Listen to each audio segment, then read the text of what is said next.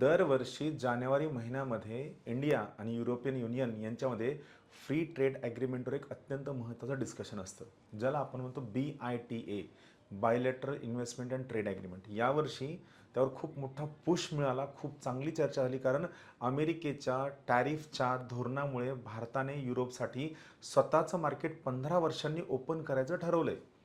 European युनियनने स्वतः India free trade ॲग्रीमेंटला मदर ऑफ ऑल डील्स म्हणलेला आहे.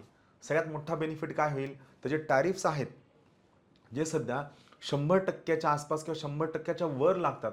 कार्स असतील, मॅन्युफॅक्चरिंग असेल, हे ड्रास्टिकली कमी होऊन 10%वरती येईल. आणि भारत जो डेमोग्राफिक डिव्हिडंड खूप चांगला असणारा देश आहे, ज्याला लेबर इंटेन्सिव्ह सेक्टरवर खूप काम करणं गरजेचं आहे, भारतासारख्या देशाला मॅन्युफॅक्चरिंगमध्ये चांगला इनरोड करता येईल आणि आपल्या एम्प्लॉयमेंटची जी वाढती गरज आहे त्याला कुठंतरी कोप अप करता येईल, जी अत्यंत महत्त्वाचं आहे.